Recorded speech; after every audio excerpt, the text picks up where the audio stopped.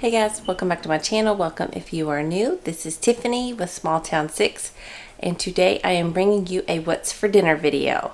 I'm going to be sharing with you some yummy recipes that are budget friendly, that are easy, and usually I try to make them a little healthy-ish. If I don't, if it's something that's some country cooking, then I will include a vegetable with our dinner. I usually try to put one in with every meal we have.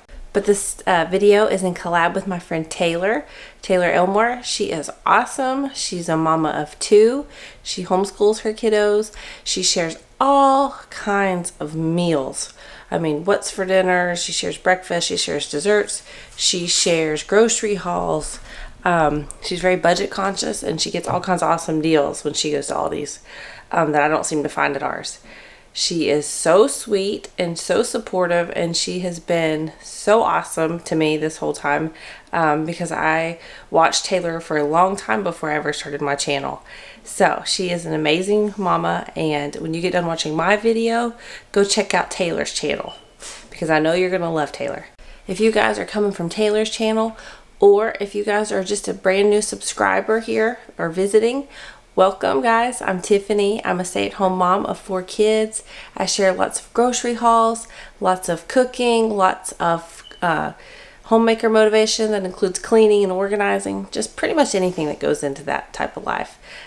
So I hope you consider subscribing, and for all of you guys watching, if you haven't already, please click that notification bell because that just lets you know every time that I upload.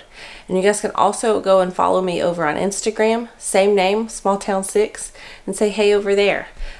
Say hey in the comments. I'd love to hear from you guys. But let's go ahead and get started with this dinner video. So tonight I'm throwing something new together. This wasn't on my meal plan. I was actually going to make a soup version of this, but we're going to do it this way instead. And we're going to use the Instant Pot. So it's going to be called Bacon Cheeseburger Casserole, and we're going to do this all in the Instant Pot. If you want to do this in the slow cooker, you're more than welcome. I do cook the bacon. It's bacon cheeseburger, so I'm going to cook the bacon in the oven at 400 for 16 minutes before I do this. And I've also got to brown some ground beef, just 1 pound. And so the rest of the ingredients that we're going to need for this, it's not too much stuff. We need 2 3/4 cups of tomato juice. I didn't even know I had this, but this was in my cabinet. We need 1 can of beef broth. We need 2 cups of uncooked elbow macaroni. I've got that, like I told you guys before. I get that from Sam's. Tablespoon of steak seasoning. It's just from Aldi's. 2 tablespoons of Worcestershire sauce. Got 2 tablespoons of ketchup. 1 cup of chopped cooked bacon or turkey bacon, 2 cups of cheddar cheese, I've got that in the fridge, and then salt and pepper to taste. And then also, you need 2 tablespoons of mustard. I don't have any mustard in my house, so that's the one thing I'm going to have to sub out for this recipe. So that's all it is. I'm going to go ahead and brown the ground beef on the stove, and you can do it in your Instant Pot, but a lot of times I have trouble with like it burning, like making the food burn afterwards. So I'm going to cook it separate and then throw it all together. But you're more than welcome to cook it in your Instant Pot and then drain it. And then we'll add in the tomato juice, the beef broth, the macaroni, the steak seasoning, the Worcestershire sauce, the ketchup, and the mustard. And then once all the pasta is covered with the liquid, we'll like just seal it, cook it on high pressure for 4 minutes, it says. And then when it's all done, we'll stir in the bacon and the cheese and season it with salt and pepper. And that is it, guys. Super easy.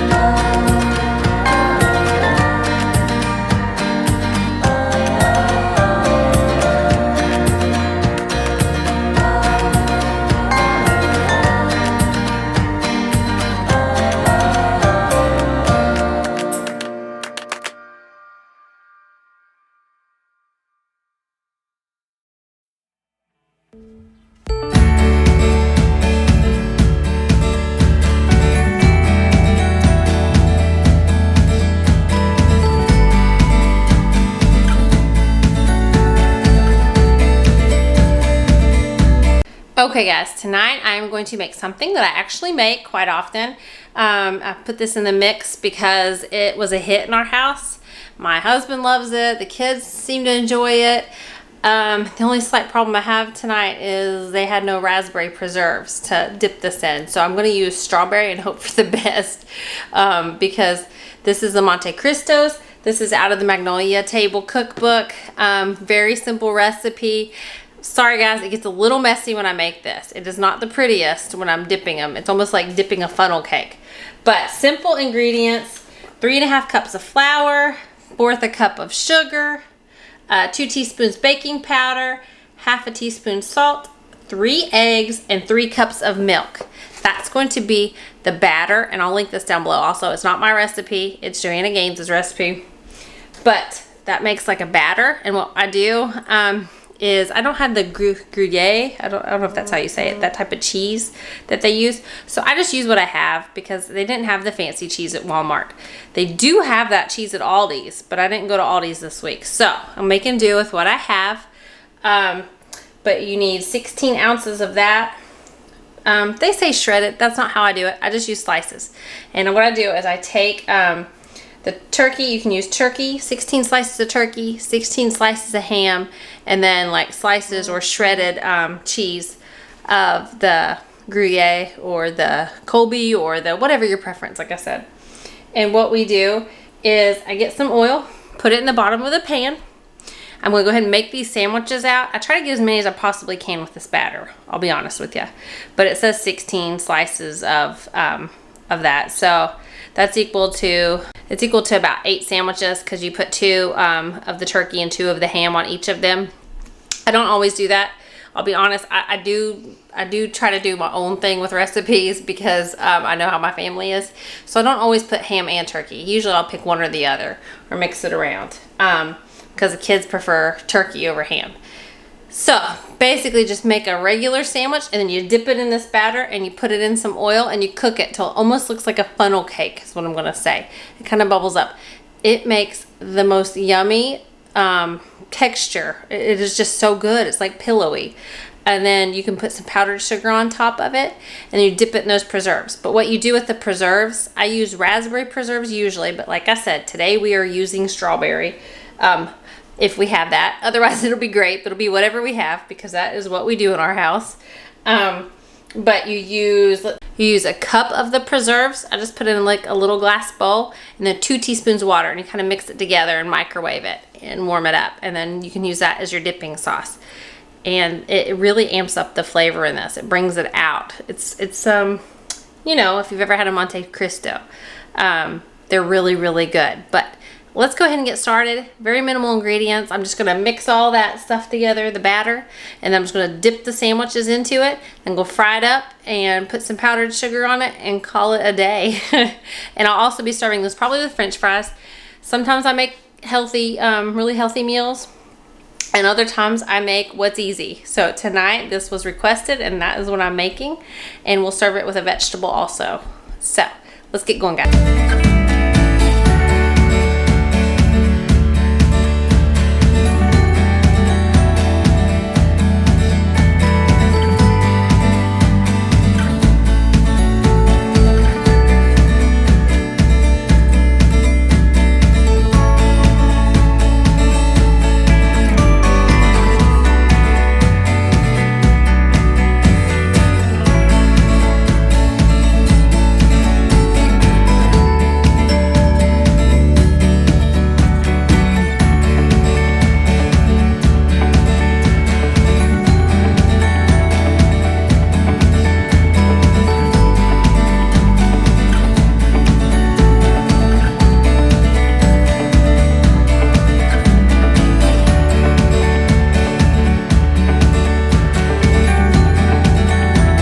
Okay, so I'll put some powdered sugar on top. These are done, they almost look like pancakes or funnel cakes, but you just dip them in the sauce, which is just the jelly mixed with the water, and then we'll serve them with fries or a vegetable.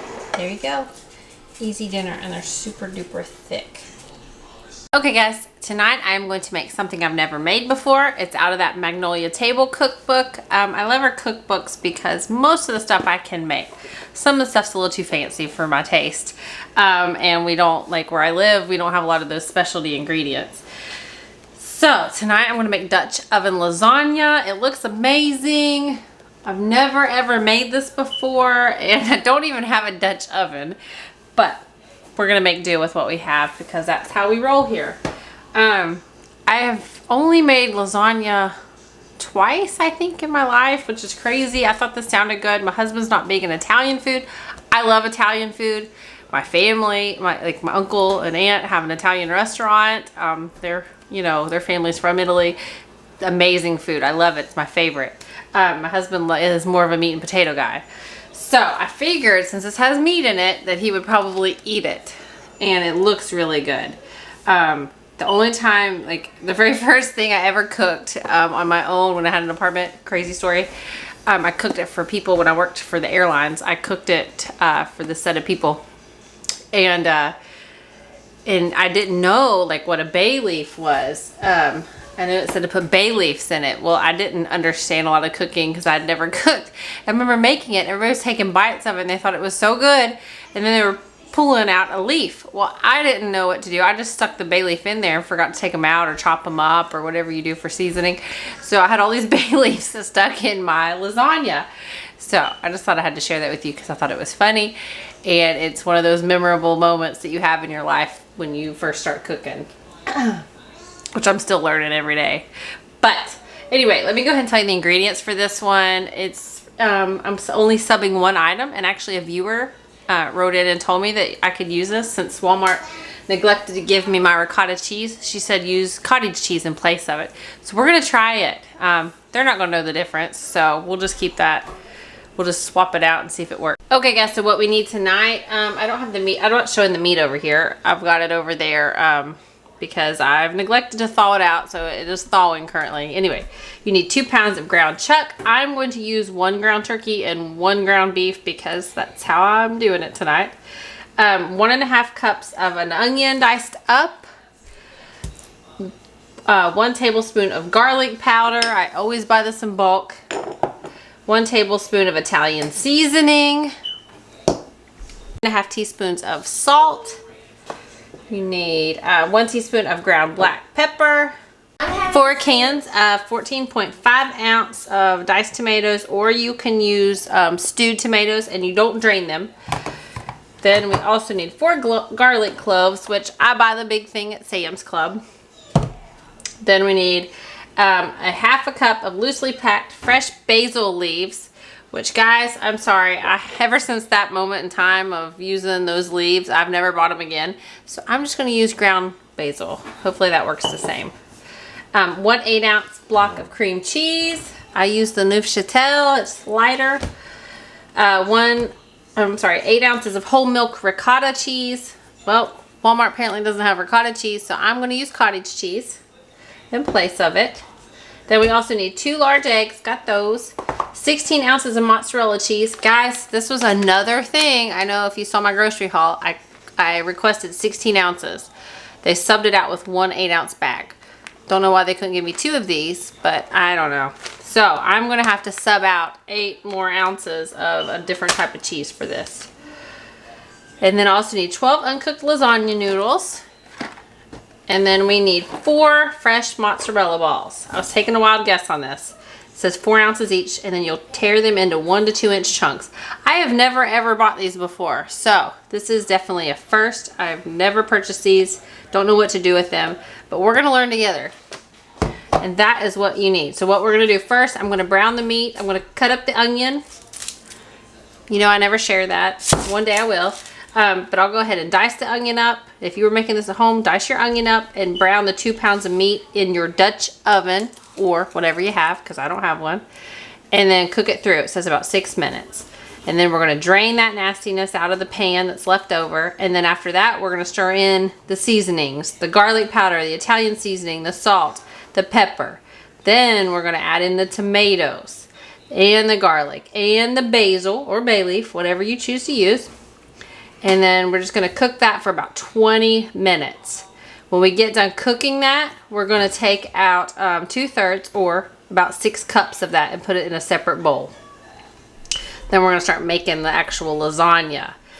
So let's go ahead and I'll start browning the meat, the onions, and I'll come back to you guys. Also, what we're going to do, instead of buying a little box of garlic bread, since it's like over $2 to buy those, like the frozen one, you only get like 4 pieces or 6 pieces.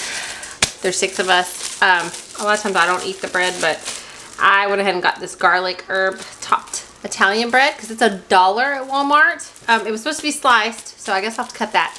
But I think what I'm going to do is make my own garlic butter drizzle like I do with the regular bread and put it in the oven and broil it. That way we have fresh Italian bread and it only costs $1.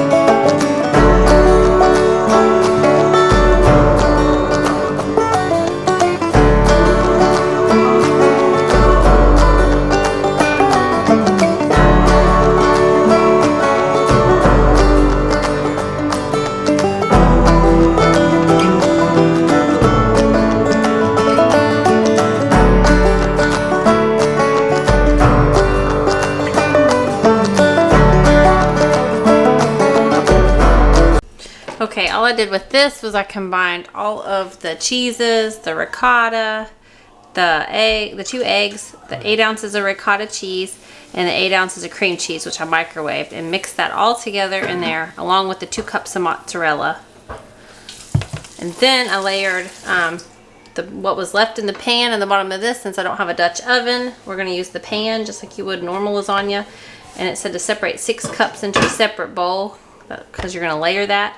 So I'm just going to layer this with the lasagna, put the cheesy mixture on top of that, and then put more meat mixture and layer it with some more noodles. And also in between those layers of the cheese mixture, it said to slice up, it says 4 total mozzarella balls. So we'll just cut those into pieces and just layer it with it. So it makes it extra cheesy. So then what we're going to do is we're going to bake it in the oven at 325 for 1 hour and 30 minutes. We're going to cover that. I'll cover this with foil since I don't have a Dutch oven lid. And then for the last 15 minutes of that, we'll take the cover off of it, and that way the cheese on top will brown and bubble.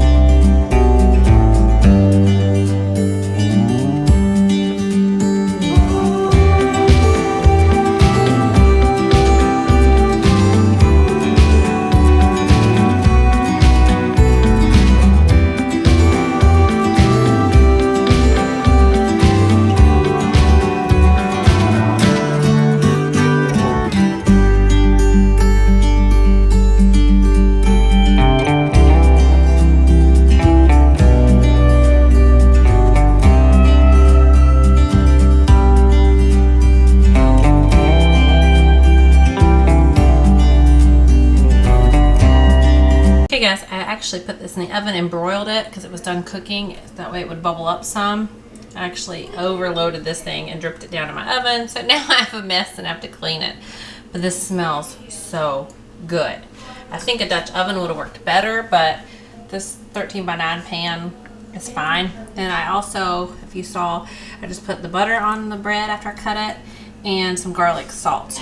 And just put it in the oven and broiled it for about 4 minutes on low, because if you put it on high, it will like set it on fire and burn it really quickly. So I've learned I've learned my lesson many a times with that. But anyway, there's a delicious dinner, and you pair it with a vegetable. And yeah, I'll let you guys know if this turned out tasting good. It smells good and it looks good.